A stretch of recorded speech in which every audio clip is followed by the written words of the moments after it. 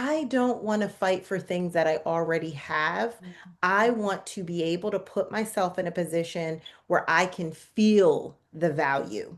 I can feel that I am valued for who I am. I can lead the way that I want to lead, and I can do work that matters, that is impacting the lives of others, while also being joyful and being driven to make me feel good too.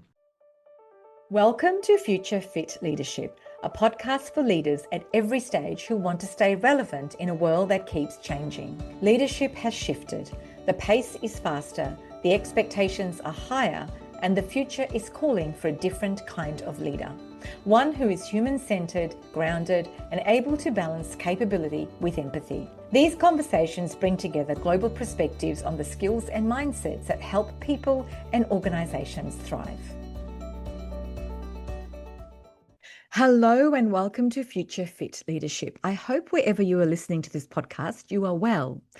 Today's conversation is about voice, choice, and the moments in life that quietly change everything. My guest is Dr. Taryn Fletcher, joining me from the US. We recorded this on a Sunday evening her time, which already tells you something about her priorities and generosity. Taryn's story starts early, as a 6-year-old in fact, when she knew she had a voice. She was very curious, social, and full of energy. She also learned very quickly what happens when systems ask you to be smaller, quieter, and easier to manage. That experience stayed with her even as she went on to build an extraordinary career. Taryn became a school superintendent, leading 18 schools and dozens of principals. By any definition, she was at the top of her game. And then life intervened. During her third pregnancy, she received news that would bring joy and fear crashing into the same moment. What followed was a reckoning with identity, leadership, motherhood, and what it really means to be valued. In this episode, we talk about pivots, not dramatic reinventions, but the internal shifts that change how you lead, how you work, and how you make decisions. Taryn shares her pivot framework, purpose, integrity, vulnerability, ownership, and transition, and why vulnerability is often the hardest step for high-achieving leaders.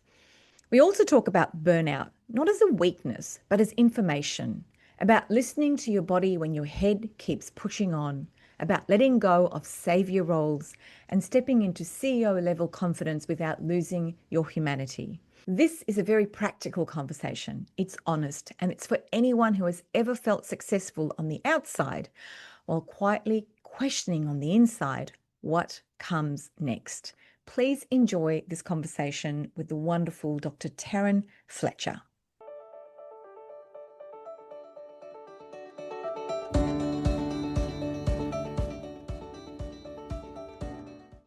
Well, hello, Taryn Fletcher. Welcome to Future Fit Leadership. How are you all the way from the US? It's Sunday evening with you, so thank you for joining us today. Oh, thank you so much for having me. I'm so excited to be here with you. I was saying to you offline that as I was doing the research on you, you've had an incredible career to date. So I am excited to have a chat to you. But I want to start with you when you were your upbringing, because from what I was reading about you, you were a little girl who always wanted to have a voice from when you first started to realize that you could have a voice, but you weren't always in situations where you could actually have a voice in the environments you were in. Share with us what happened and how that impacted the values that you've ended up with as a young woman. Yeah, Sadna, thank you so much for starting here because most often when people ask me about who I am today and what's something that I learned about myself in this journey is I often go back to the time when I was 6 years old. And I think a lot of my journey of becoming has been realizing who she was at such a young age and who she already knew she was. So, my very first experiences that I can recall of school were quite challenging. And I even tried to go back and think like, did these things really happen? And so I pulled one of my report cards from first grade, and sure enough, They it did happen. validated. it validated it was a tough time. So I remember really loving school. My mother was a teacher, and I just really grew up in the classroom. And so, in my mind, school was fun and it was supposed to be the place of socialization and getting to know yourself and getting to know your friends. And so, I went into this more rigid, more structured school program in Pennsylvania. It was a Christian school, and I went in with this bubbly personality and it was not well received.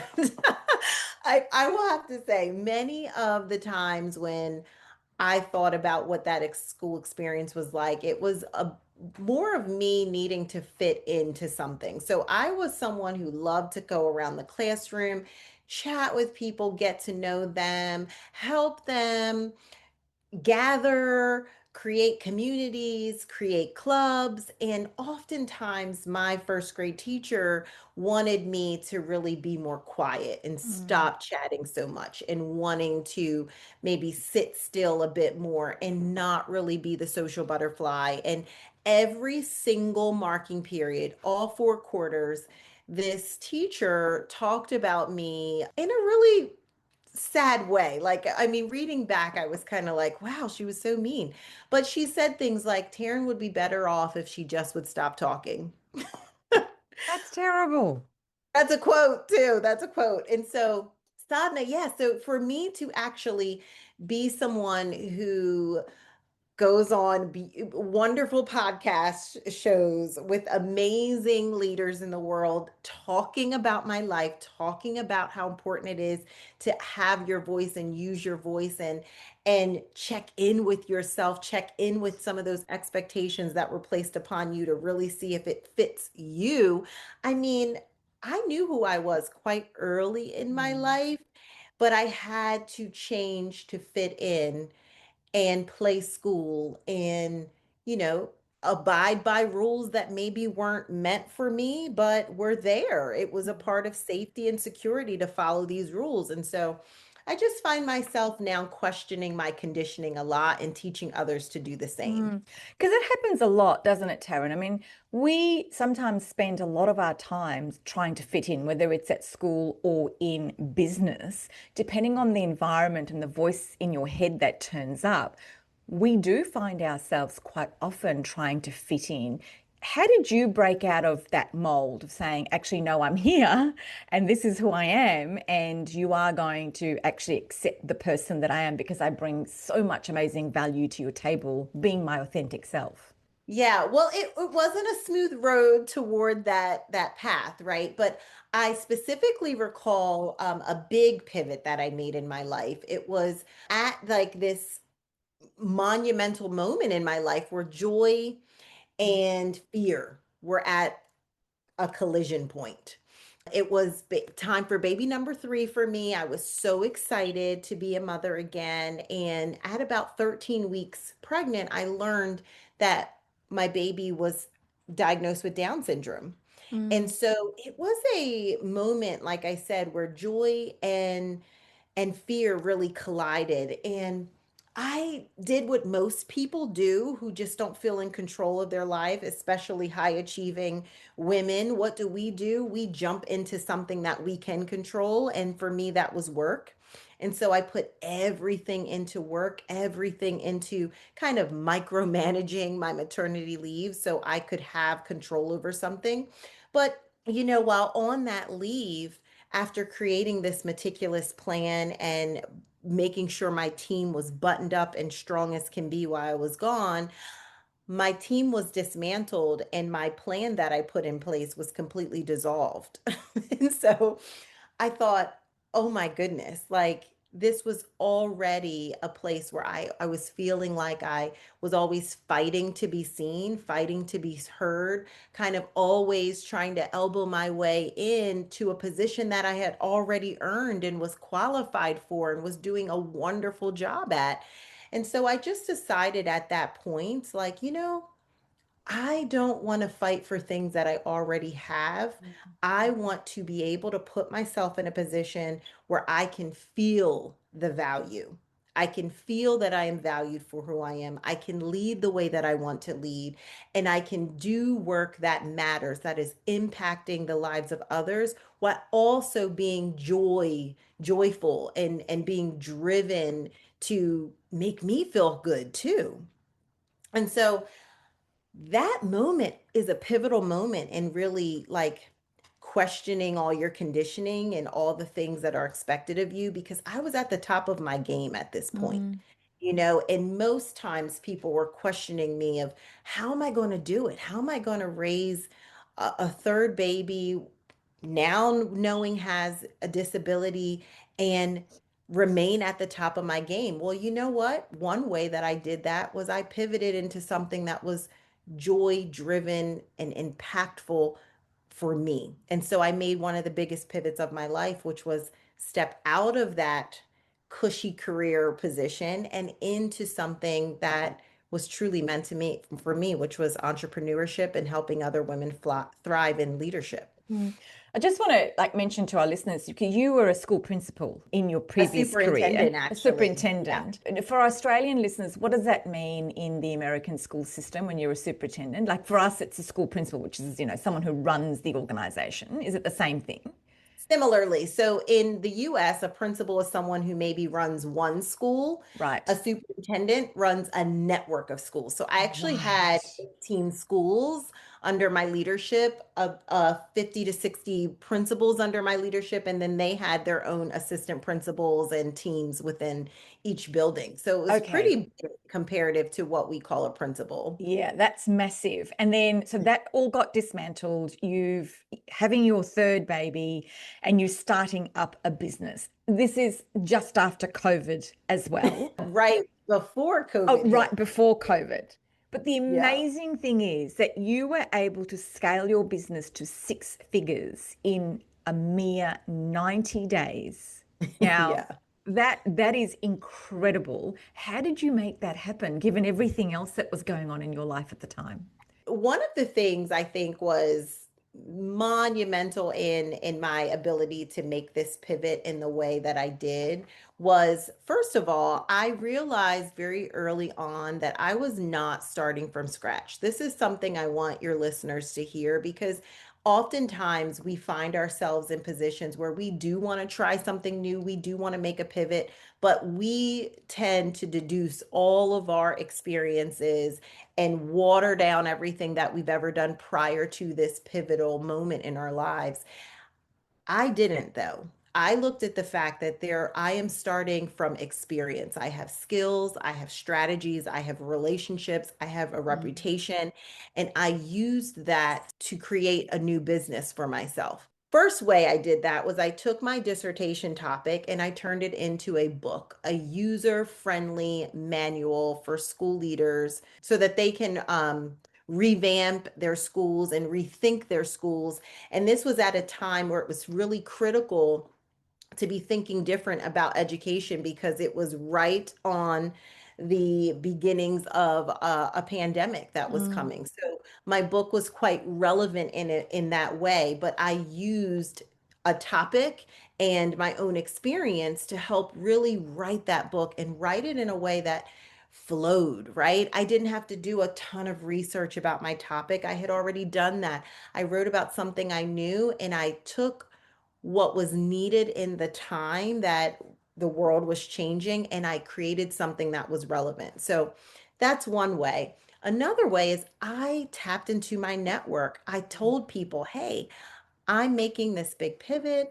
This is what I want to do. This is how I think I can help you. What are you doing right now in this time of our lives? And is there a way that I can help you? And so many people said yes. In fact, my past employer became my Client. first client. Yeah. So, that reputation really helped to boost my business. And so we aren't ever starting from scratch at this stage of our game in leadership. We are starting from experience and reputation, and that is something that can be a launch pad for anyone making a pivot right now. I love it. Let's talk about your pivot framework, because it's something that you've done a lot of work on and it's very, very central to your coaching framework. Can you break it down for us what that actually means?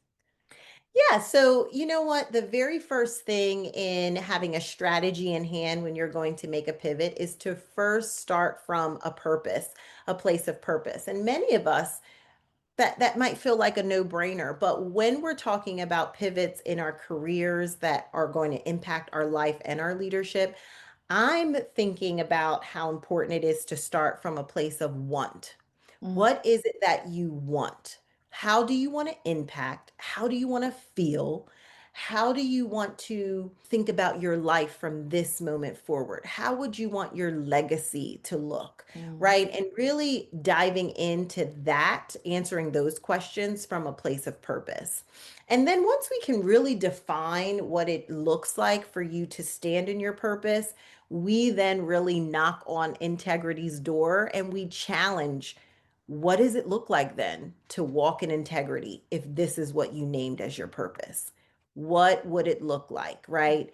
And that's when we ease into vulnerability. mm, Vulnerability is where we start to really question all the conditioning that was placed upon us from us being little and 6 years old in our first grade classroom, right? We really start to push on that and become more vulnerable.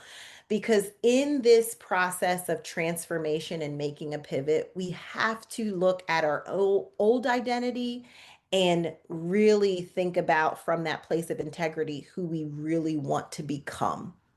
Right. And as we do that, we start to then see a whole new world before us that we can take ownership for. So, ownership is that next phase after we're really knocking on vulnerability's door. And when we take ownership for this, we're taking weekly, bold action mhm, into our new future selves.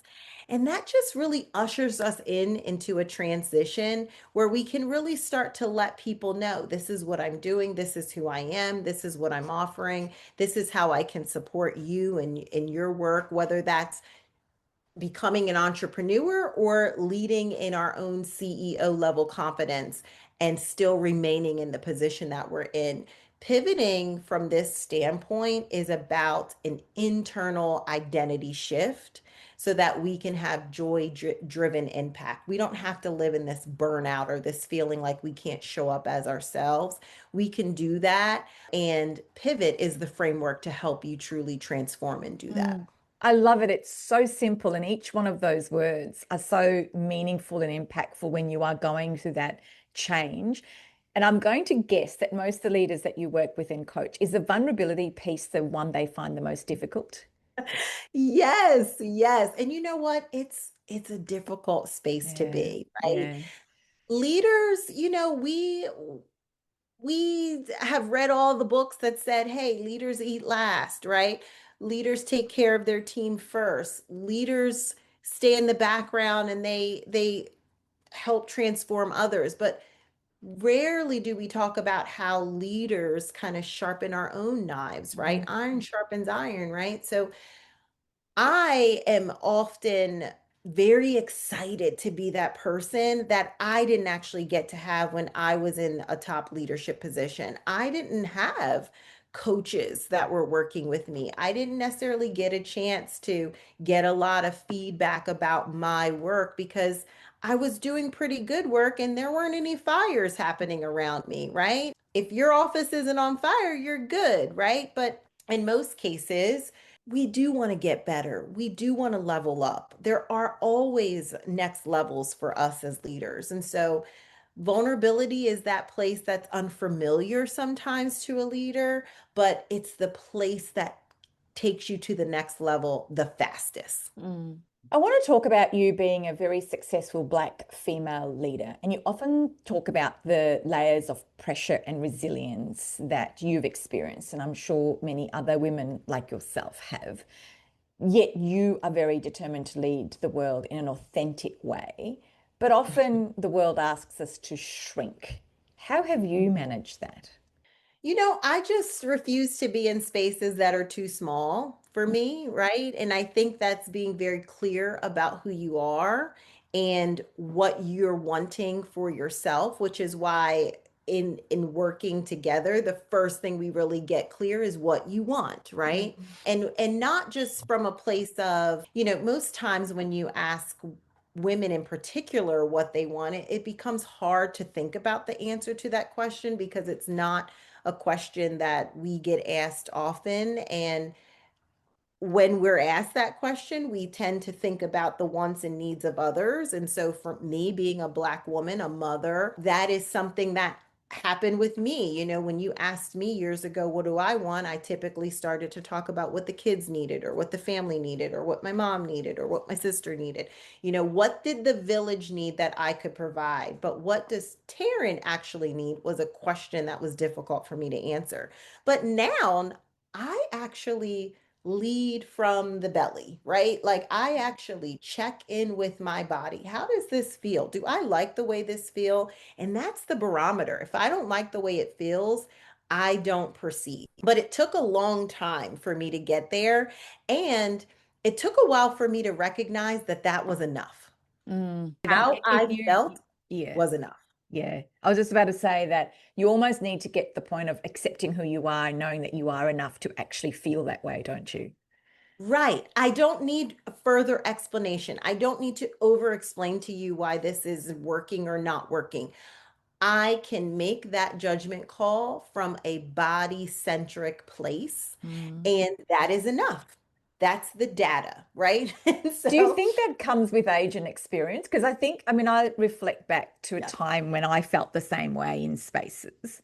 And I've got to a point now, maybe age, experience, career, success, where I actually go, well, this is who I am. And Yeah. I'm not going to fit into spaces that I don't fit into. I'd rather walk away from it. And I know that 10, 15, 20 years ago, I would never have done that. I would have tried to make myself fit in. Oh, of course. I mean, the 20s, oh, the 20s are so brutal, right? But here's the thing. I think even teaching our young girls, I'm talking our 10, 11, 12-year-old girls to really feel, like listen to their body, because we are all born with a sense of intuition, Mm, which is a beautiful thing, right? Babies can sense safety and they can sense when something is off, or they can sense when their mother is close or someone familiar that they may have heard in the womb. You know, this intuition is built up within us, but over time, school, home, environments, you know, safety, it slowly wears down on that voice, that inner knowing. And by the time you're 20, and by the time you're maybe in your 30s and you're in this really exciting job that you just love and you just want to impress the people around you so that they can see you're worthy, right? Imagine at all the chipping away at your voice that takes to do that, right?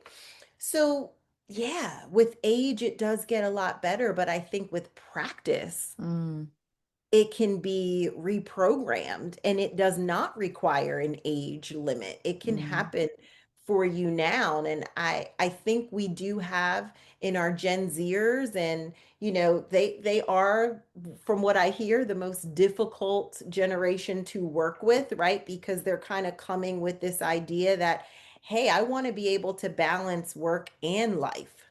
Actually, I don't have a plan to stay in your position for 30 years. I kind of want to work on this special project for a couple of months and then see if there's something else I want to work on. You know, they are very controversial employees, right? Mm, They mm. just they don't kind of fit our work industrial plan of you sign, you commit, you You turn stay up, you forever. stay.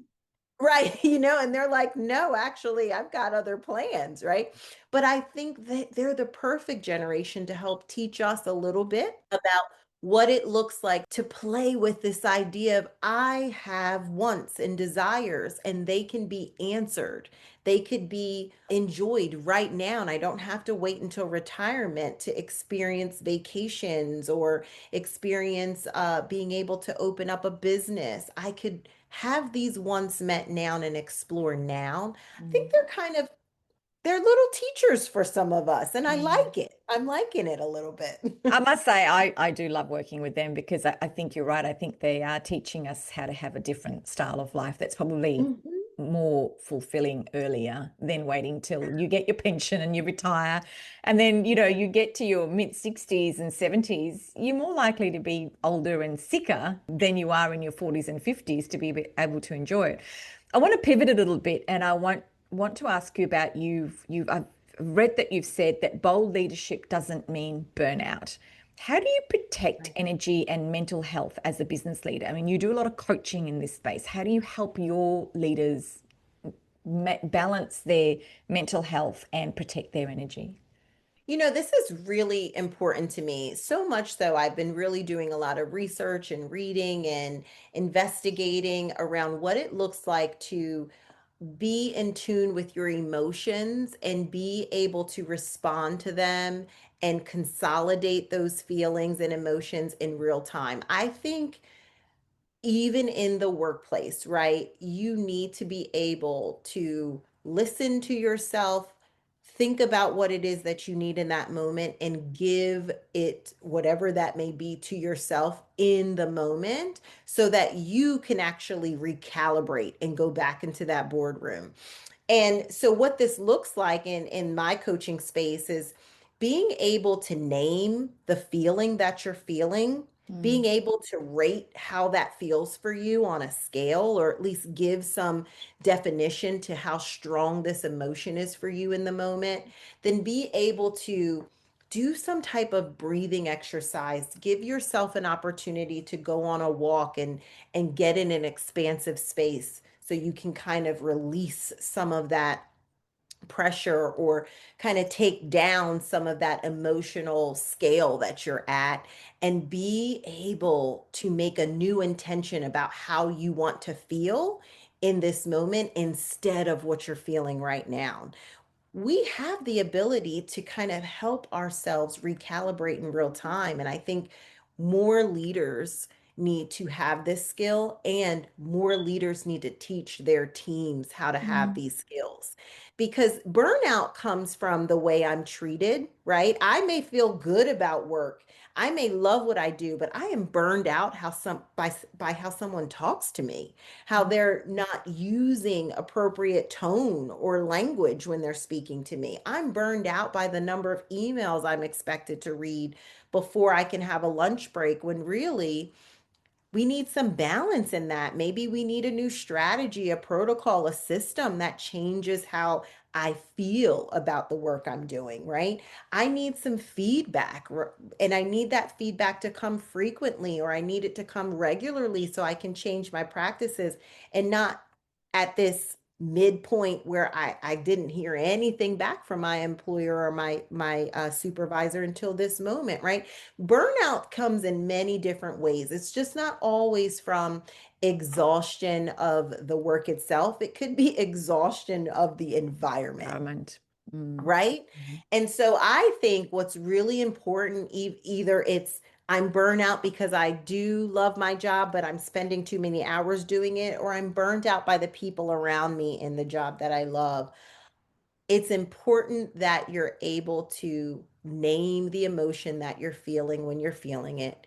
It's important for you to be able to identify how big this emotion is for you in this moment so you can make a decision about what you need, and then set a new intention for how you want to feel, and help yourself through breathing, through walking, through body movement, through a conversation with someone you trust, be able to bring yourself down. Because in that moment, when you have that clarity, because you've done all those things that you've just said, you can actually then make a better decision on what changes you need to make, and whether it's to walk away or to stay or to make Yeah. changes or ask for something different. You can't make that decision in an emotional state.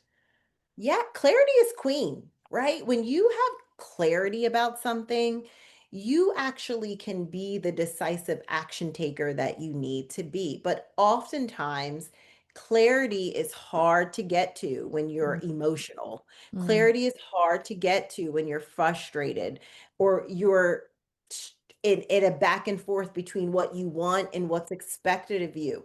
Clarity can be hard to get to when you're not really in tune with what you want and what you need. mm, But for us, many times, that feels selfish to simply be thinking about myself and what I need. That feels selfish. That feels like something I can't do right now because I am a leader. I'm supposed to be taking care of my team, home, work. And I would push back on that and say, that's not selfish. That is you being able to name what it is that you want, get clear on the thing that you want, and go after the thing Mm, that you want. mm, mm. I read a quote where you've said, or you have a question that you ask is, what vision do you need to grieve? And I love that. I haven't heard that before, but it's so true because as we grow and we move to the next stage, we're kind of leaving some things behind, and there is grief around that. But asking the question, what vision do you need to grieve? Tell me more about this and why we need to ask ourselves this more often, perhaps.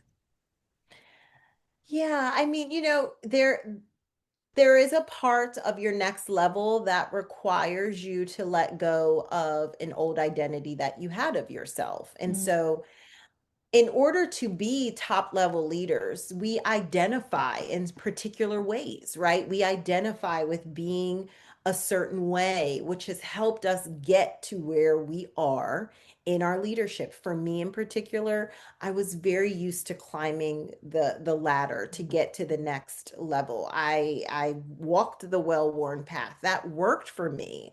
Being a high achiever like that worked for me. So coming to a point in my life where I had to grieve that dream job was no longer serving me, that was hard to let go of, right? It was hard to realize that there might be a greater purpose for me that I didn't quite have figured out yet, but could feel it, could feel that there was something bigger, could feel that my work could have more impact, but didn't really know how to get there because I could only envision myself in the identity in which I was sitting and standing in. But when I talked about joy and fear colliding, it's oftentimes at those moments, these pivotal moments in your life where you can feel a nudge about something more for yourself, but there's some fear around what that looks like, the unknown. These are moments when your life can truly change. mm, It can mm, truly change because it offers you an opportunity to learn something about yourself and the old stories you've been living with for so long that really no longer fit. mm, They just no longer fit you anymore. And it's time for you to create new stories and create a new identity that truly serves you. Something that I haven't actually shared much, but there was another time in my life where joy and fear collided. And it was when I was standing at what I consider to be one of the biggest moments in my business. And it was the first time that my business had built up a revenue of $100,000 in a month. And that was like, whoa, I mm. didn't know that purpose and profit could live together so Yeah, harmoniously like that, yeah. right? It's like where most entrepreneurs are dying to be, in their first couple of years. This was in my first 4 years of business. And so I was ecstatic about this moment. It was also, though, the same time, the juxtaposition of that picture was that I was really grieving the end of my marriage. And Mm, I was coming to this realization that this identity of this marriage, it was no longer serving me. It was no longer serving the life that I had thought it would serve, right? That identity didn't fit. And so what I found was that, in those moments again, I had to really push and question on the conditioning. What were the stories I had in my mind about success and marriage and what all of that was supposed to look like? And what were some of the stories that I had been telling myself about what someone at this level of success should be doing, how that should look, what the family should look like, how happy everybody should be, right? And so these are moments that if you take them and allow yourself to grieve some of these old identities, on the other side of that is joy and Mm, peace. mm, Even in the midst of chaos, you can have peace, but it comes from grieving old ideas about yourself that just no longer serve you. Great advice, Taryn. Really, really great advice. Thank you for that.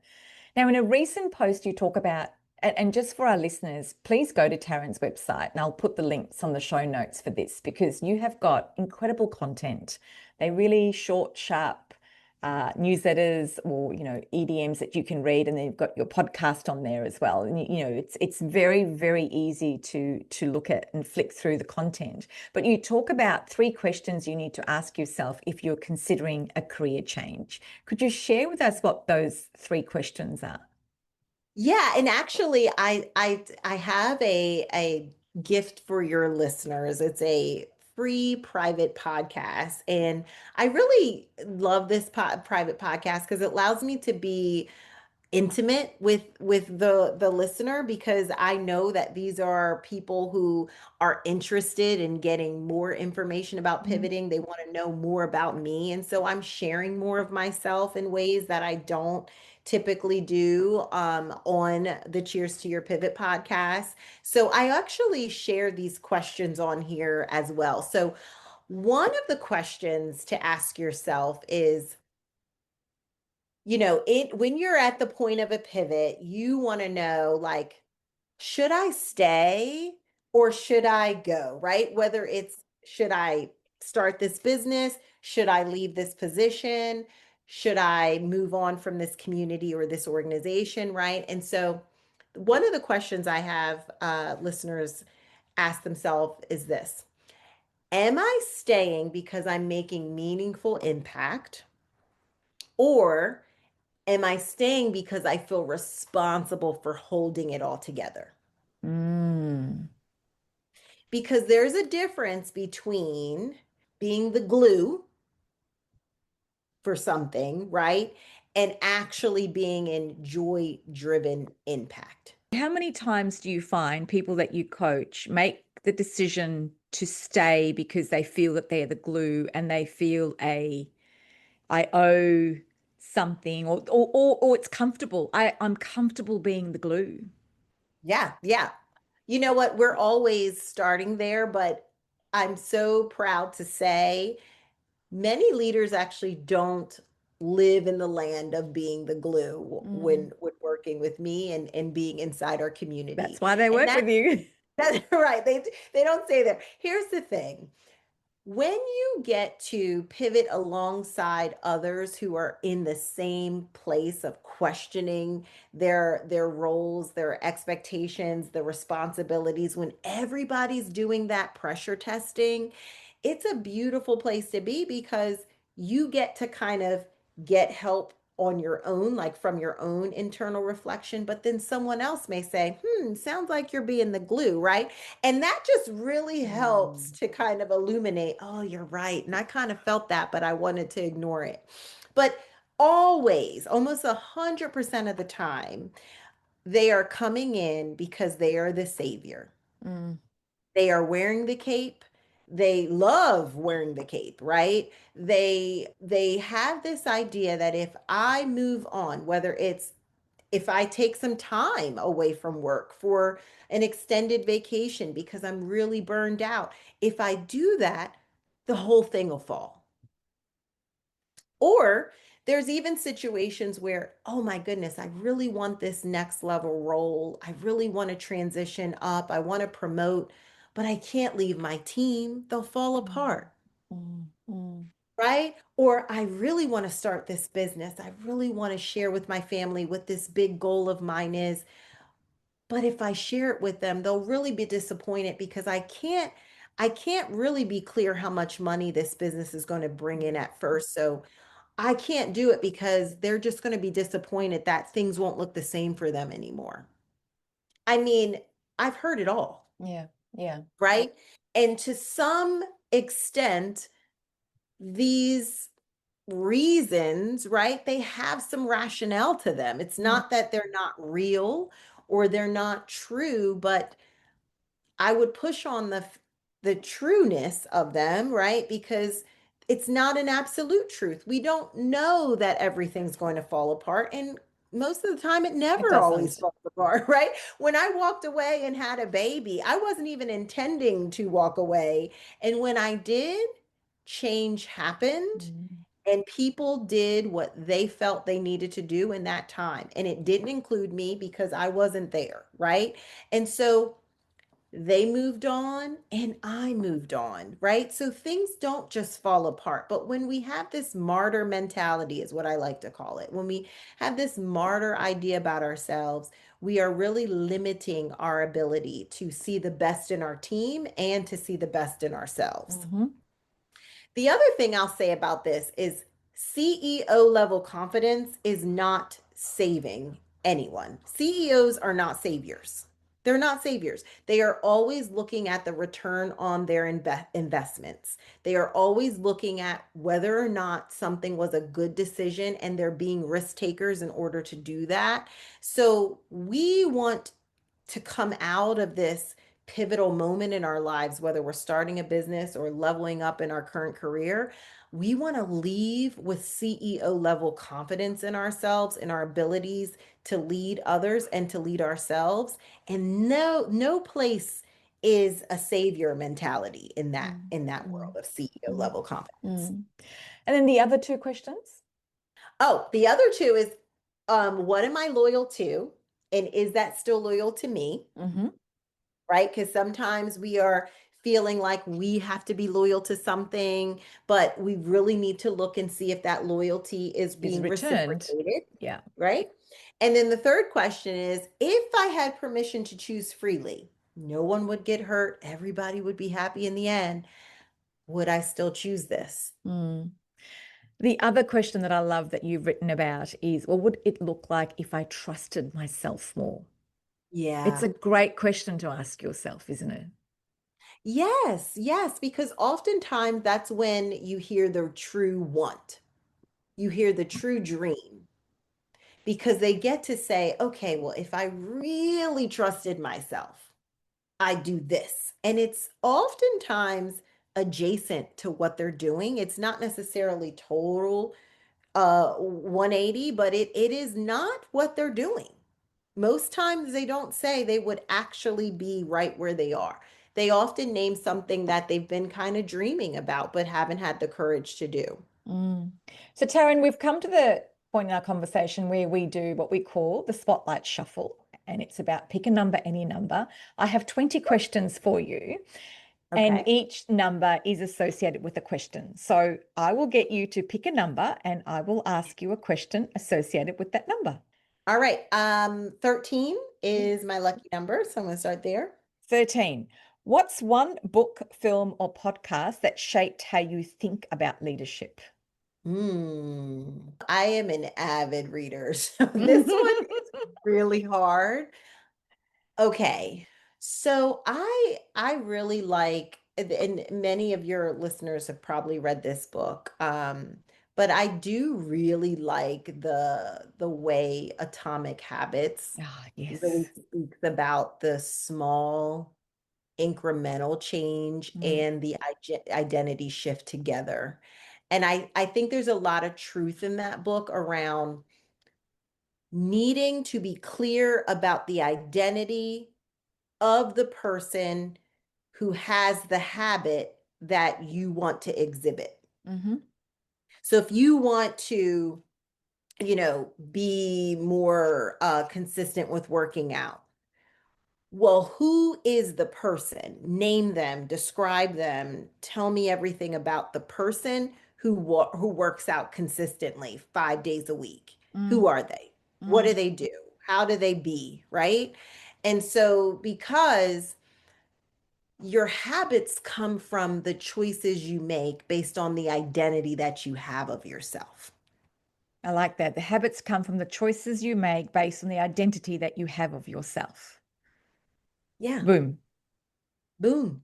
So that's why I wrote a new book called The Pivot Plan. And it's in like editing form right now. And I am in this book talking about becoming who you say you are. Because Mm, oftentimes we say who we are much more easily and we're much more flowery with yeah. our language. We talk more of ambitious like right like we're aspirational right in Mm, who we mm, are, but then our actions really sometimes scale and fall behind that aspirational description of ourselves. And so yeah, becoming who you say you are. And I think James Clear does a really good job about calling out what it would look like to be who you mm, say you are and have the mm. habits of that identity. What's your next number? Let's go with 5. What's the best career advice you have ever received, and do you still follow it? Okay, so I remember being young in my career. I started my education career like a certified teacher at the age of 20. So I was really young. And I remember being between these two positions. I had two teaching offers on the table before I even graduated college. Both were to start in the fall of that graduation year. And one was for a private school that had, they didn't pay as well. And the other was for a private education institution, and they paid about, I want to say about seven to $10,000 higher. And so the career advice was follow the money. Mm-hmm. And I do not follow that advice anymore.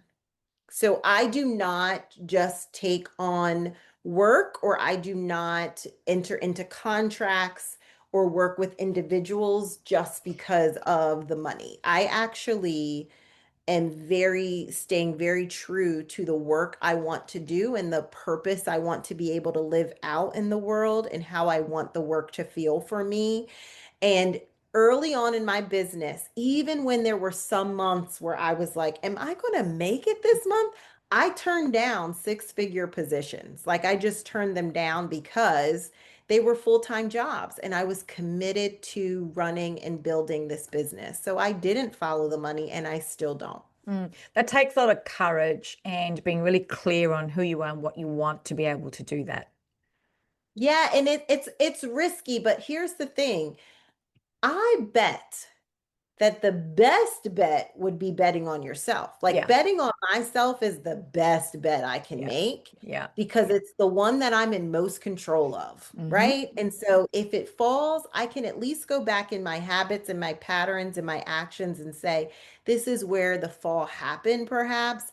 I'm going to do it differently in this next round. Mm. And again, why not bet on you if you're able to do that? How could you do that if you were betting on someone else? You have Someone else. no, You won't. No, right? you won't. All right. What's your next number? 17. What's one decision you're proud of, even if it wasn't popular? Oh, I make a lot of unpopular decisions.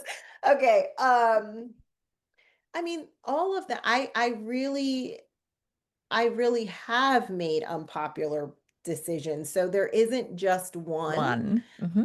but I would totally do them again. And that would be walking away from a career path that was pretty much set for me and pretty much laid out to be one that I would likely enjoy. But would I love it? Would I be able to lead the way I wanted to? No.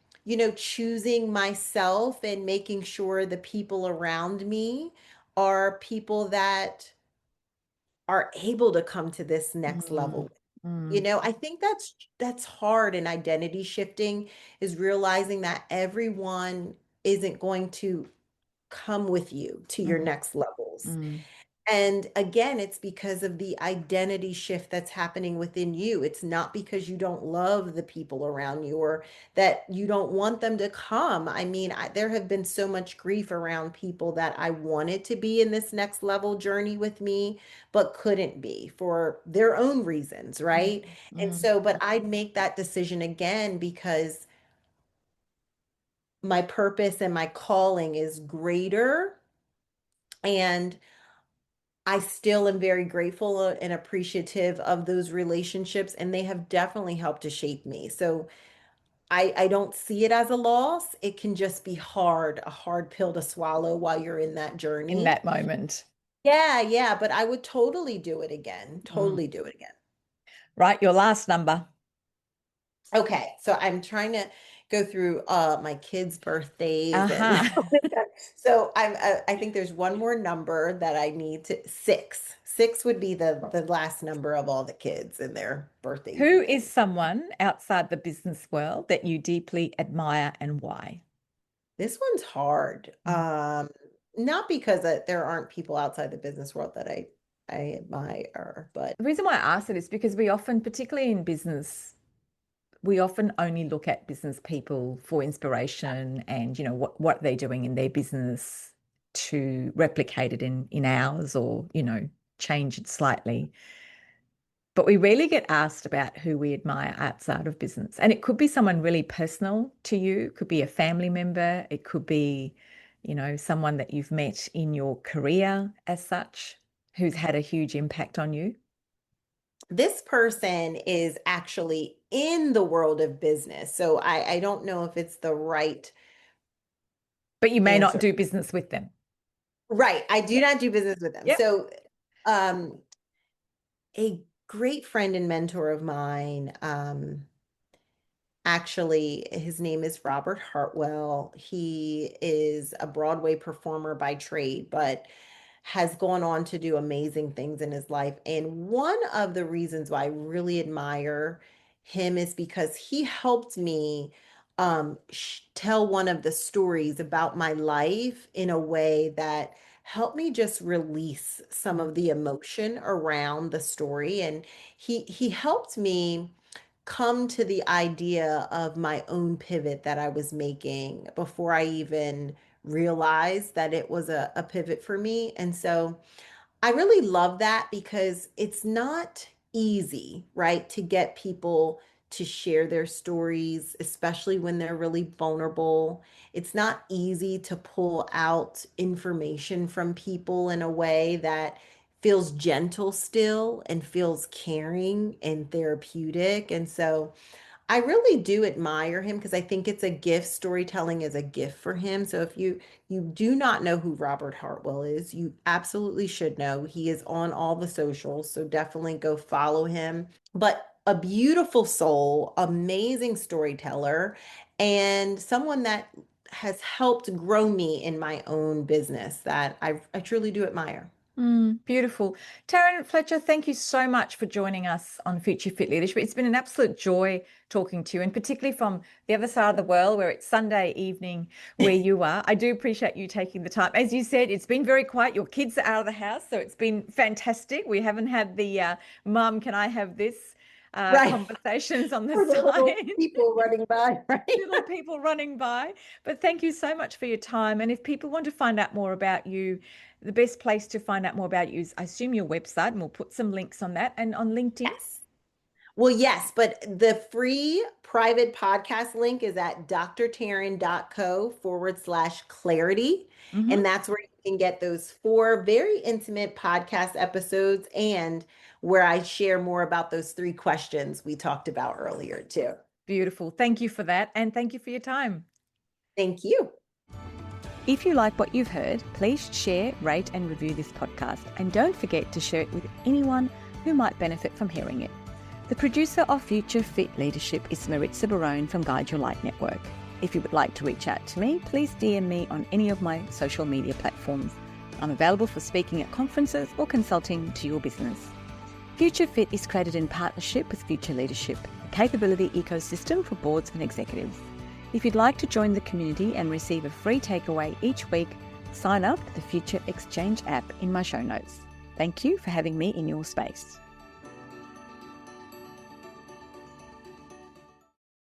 This is a Guide Your Light Network production, creating podcasts with purpose.